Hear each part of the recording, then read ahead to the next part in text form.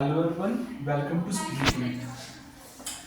मैं बता दूं कि जैसे हमने कमिटमेंट की थी कि YouTube पे हम करंट अफेयर की फ्री क्लासेस लेंगे, तो आज हमारी उसी से रिलेटेड ये क्लास रहने वाली है। तो आज हमारी ये फर्स्ट क्लास रहेगी YouTube पे। तो चलिए मैं आपको इसमें थोड़ा सा इम्पॉर्टेंट ये बता दूं कि ये जो हमारी करंट अफेयर रहने वाला है YouTube पे, तो ये रहेगा हमारा 25 मार्च 2025 टू जून 2026। तो यहाँ तक का ये जो हमारा करंट अफेयर रहेगा। आज हमारी फर्स्ट क्लास है, तो आज की क्लास में मैं आपको बता देता हूँ कि मार्च के मंथ से हम स्टार्ट कर रहे हैं।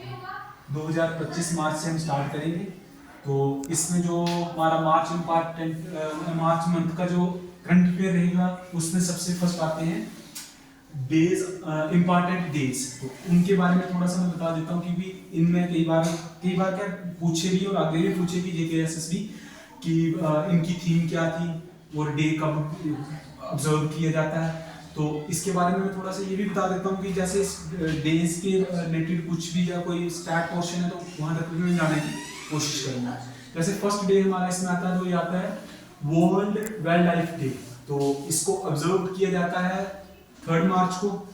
और ये जो डे था ये डिक्लेयर किया गया यूनाइटेड नेशन जनरल असेंबली के द्वारा 20 दिसंबर 2013 से ये डिक्लेयर हो, तब से हम बना रहे हैं। इसका जो सिग्निफिकेंट है, तो ये जब हमने साइट्स को अडॉप्ट किया था, तो जब जिस दिन साइट्स अडॉप्ट हुई थी उसी के लिए जब बनाया जाता है, तब से हम बना रहे हैं। 1973 से इसको बना रहे हैं।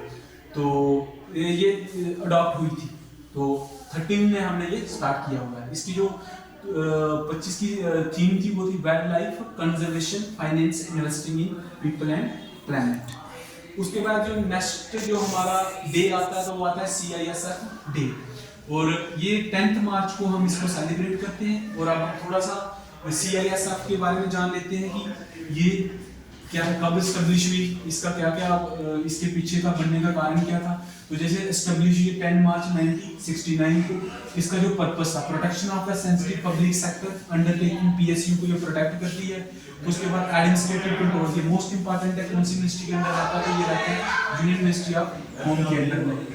इसकी जो बैकग्राउंड हम अगर देखें, तो ये कोई फायर इंसिडेंट हुआ था जो इंजीनियर कॉर्पोरेशन रांची में। उसके बाद एक कमीशन बैठाया गया और इस कमीशन ने इन्वेस्टिगेट करके इसको रिकमेंड किया था कि ये इस टाइप की एक फोर्स बननी चाहिए। तो जो रिसेंटली इसमें अपडेट ये हुई है कि अमित शाह जी ने अटेंड किया है rising day 56th rising day parade इसकी अटेंड की हुई है, जो तमिलनाडु तलकोट में हुई है। और जो CISF की एक एनुअल मैगजीन इन्होंने लॉन्च की है, ये इसमें अपडेट्स हुई है। तो इसके जो DG डायरेक्टर जनरल है, तो वो है श्री रविंदर सिंह जी। उसके बाद नेशनल सेफ्टी डे आता है, तो ये 4 मार्च को ऑब्जर्व किया जाता है और नेशनल सेफ्टी काउंसिल के द्वारा इसको ऑब्जर्व किया जाता है। और ये जो फर्स्ट टाइम एस्टेब्लिश ये नेशनल काउंसिल है, तो इसको एस्टेब्लिश किया गया है 1966, 4 मार्च 1966 को। और ये मिनिस्ट्री अंडर आती है, मिनिस्ट्री ये सेटअप किया गया है ministry of labour and government of India के अंदर। इसका जो पर्पस है, promote safety, health and environment at the national level. उसके बाद एक नेशनल सेफ्टी वीक आता है, तो इसको हम सेलिब्रेट करते हैं 4 मार्च टू 10 मार्च तक। और इसकी जो थीम थी इस साल की, safety and wellbeings crucial for the Viksit Bharat. ये एक इस्लामिक कैलेंडर है, इसमें से भी क्वेश्चन JKSSB पूछ सकती है। तो इसके बारे में थोड़ा सा मैं आपको बता दूं, ये प्रपोज्ड बाय प्रॉफिट मोहम्मद के द्वारा ये प्रपोज किया गया था कि 622 AD में। और ये इसका जो जीरो ईयर माना जाता है, तो 622 AD माना जाता है। इसको ईयर ऑफ हिजरा भी बोलते हैं। तो ये हिजरी इस्लामिक कैलेंडर के बारे में आपको बता रहा था। जैसे ये प्रॉफिट मोहम्मद के द्वारा प्रपोज किया गया था। इसमें क्या था कि जब वो माइग्रेट हुए थे कहाँ से, मक्का टू मदीना, उस टाइम से ये इसको जीरो ईयर माना जाता है, तब से ये सेलिब्रेट होता है। और ये सऊदी अरब में आज भी इसको उधर से स्टार्ट होता है, सऊदी अरब से। और ये प्योरली लूनार कैलेंडर है। इसमें जो लेंथ रहती है कि वो रहती है 354 डेज और टोटल मंथ इसमें 12 रहते हैं। और ये इसमें इंपॉर्टेंट कुछ मंथ है, जैसे फर्स्ट मंथ को हम मुहर्रम बोलते हैं, इस्लामिक न्यू ईयर जिसको बोला जाता है। 9th मंथ को रमजान बोलते हैं। और इसमें रोजा जो प्यूरिफिकेशन ऑफ सोल रोजेस आते हैं वो आते हैं। और ये टोटली है, इसमें कुछ 12 मंथ का दिया हुआ है, इनको थोड़ा देख लेना, हो सकता है इसमें से कोई पूछ ले कि कौन सा मंथ का नाम क्या है, ये टोटली देख के जाना थोड़ा सा एग्जाम में। उसके बाद इसमें कुछ ऑर्गेनाइजेशन इंपॉर्टेंट की जो न्यूज में रहती है, उनमें कुछ चेंजेस आती है तो उसकी वजह से उन्हें न्यूज में रहती है, तो इसके बारे में थोड़ा सा देख लेते हैं। इंडियन बैंक एसोसिएशन है एक ऑर्गेनाइजेशन, जिसके चेयरमैन एस.सी. सेठी हैं, और इन्होंने जो रिप्लेस किया है इसी साल को किया है एन.बी. राव को, चीफ एग्जीक्यूटिव थे जो उसके। तो ये सेंट्रल बैंक ऑफ इंडिया के चेयरमैन भी रह चुके हैं। उसके बाद इसको जो एस्टेब्लिश किया था 1946 में किया है, हेडक्वार्टर इसका मुंबई में, ये पूछ सकते हैं। और इसका जो nature association of bank association of Indian banks and financial institution, ये इसका नेचर है। इसके जो ऑब्जेक्टिव्स हैं, तो जो इसका ऑब्जेक्टिव है development and coordination of Indian banking के साथ ये कोऑर्डिनेट करती है, डेवलपमेंट के रिलेटेड ऑब्जेक्टिव्स के स्ट्रेंथनिंग द बैंकिंग सिस्टम रहता है। जो इसके सीईओ है तो वो है अतुल कुमार गोयल जी। तो ये थोड़ा सा रिपीट हो चुका है। उसके बाद जो नेक्स्ट हमारी रहती है तो ऑर्गेनाइजेशन जो इंपॉर्टेंट है वो रहती है industrial finance corporation of India. तो इसके जो सीईओ थे राहुल बागची हैं। उसके बाद 1 जुलाई को ये एस्टैब्लिश हुई है गवर्नमेंट ऑफ इंडिया के द्वारा। और इसका जो सिग्निफिकेंस है तो ये है India first development financial institution है, इसको थोड़ा सा याद रखना। मेन जो ऑब्जेक्टिव तो it provide medium and long term finance to industrial sector. ये इनसे रिलेटेड कुछ एग्जाम में पॉइंट आप रिमेंबर कर सकते हो इजी। उसके बाद महाराष्ट्र भूषण अवार्ड। अब इसके बाद हम थोड़ा सा अवार्ड्स पे आते हैं, क्योंकि कुछ अवार्ड्स मार्च के मंथ में दिए गए थे तो वो थोड़े से इंपॉर्टेंट है, उनके बारे में जान लेते हैं। जैसे महाराष्ट्र भूषण अवार्ड ये महाराष्ट्र गवर्नमेंट के द्वारा दिया जाता है और ये हाईएस्ट सिविलियन अवार्ड है महाराष्ट्र का। और इसमें 25 लाख का कैश प्राइज और एक स्टैचू टाइप का दिया जाता है। उसके बाद इसको नोटेबल ये जो दिया गया है तो राम सुतार जी को दिया गया है, जो हमारे स्कल्पचर हैं, मूर्तियों का काम करते हैं, जिन्होंने जैसे स्टैचू ऑफ यूनिटी बनाई हुई है। उसके बाद काफी हो रही है, सारे स्टैचू इनके द्वारा बनाए गए, तो इनको इस ईयर का दिया गया है। और इन्हीं को अदर अवार्ड्स दिए गए, पद्मश्री इन्होंने इनको दिया गया है 1919 में। उसके बाद 2016 में इनको पद्म भूषण भी दिया गया है। उसके बाद जो अदर अवार्ड इंपॉर्टेंट था मार्च के मंथ में वो था स्टॉकहोम वाटर प्राइज, ये इंपॉर्टेंट था। और ये दिया गया है गुंटर ब्रोचिन को, हाइड्रोलिस्ट है ये, इनकी ये वियना यूनिवर्सिटी में प्रोफेसर है, इनको दिया गया है। और इन्होंने जो काम किया है तो ये किया world most precious water, sorry ये जो अवार्ड है इसका जो सिग्निफिकेंस है वो most world precious water related award है ये। तो ये स्टॉकहोम फाउंडेशन है उनके द्वारा दिया जाता है। वो कॉर्पोरेशन जो वो कॉर्पोरेट करती है वो करती है royal Swedish academy of science के द्वारा। उसके बाद जो नेक्स्ट अवार्ड आता है वो आता है जनपीत अवार्ड 2024। इनका जो एडिशन याद रखना ये 59th एडिशन। तो इसमें जो विनोद कुमार शुक्ला जी को ये दिया गया है और outstanding contribution to Hindi literature के लिए इनको दिया है इस ईयर का। उसके बाद oldest and highest literature honour of India है ये।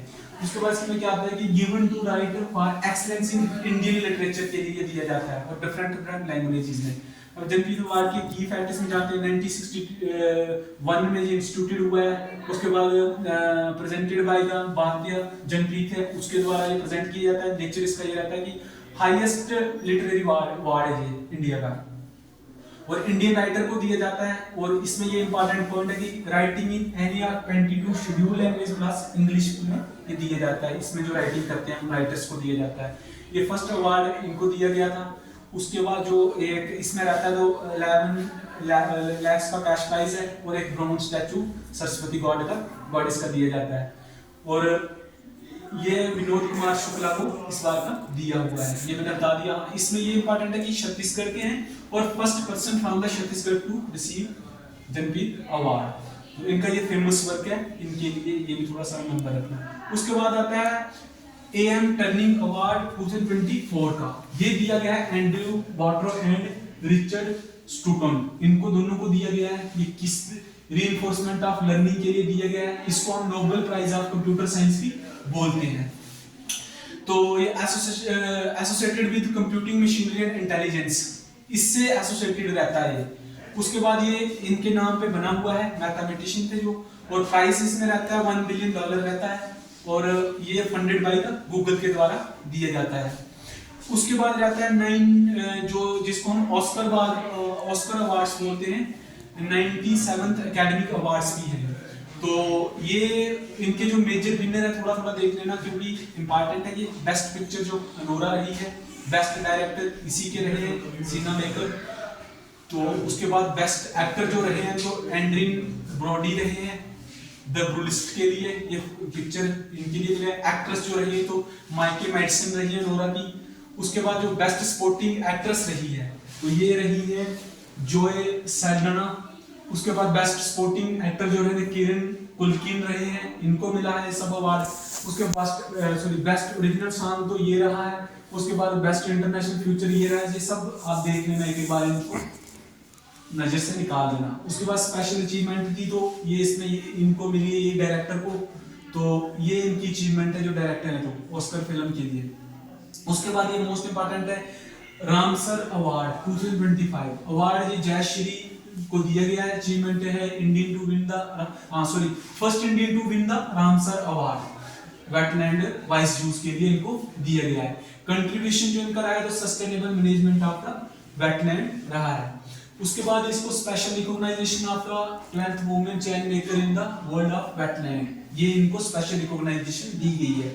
ये अनाउंस होता है रामसर सेक्रेटरीट जिनेवा से, उनके द्वारा दिया जाता है और वर्ल्ड वेटलैंड डे पे दिया जाता है ये अवार्ड है जो।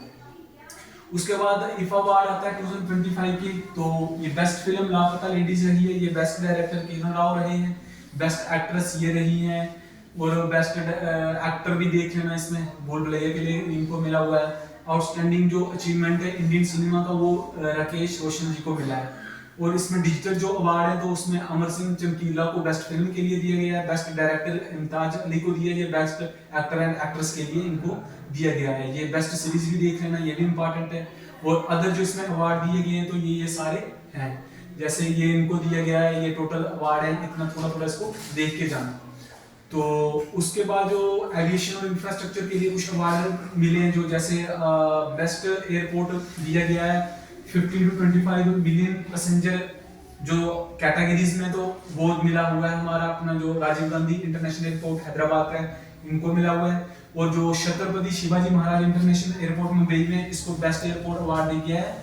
ये ओवर 40 बिलियन पैसेंजर पर एनुअल के लिए इनको दिया गया है, ये था।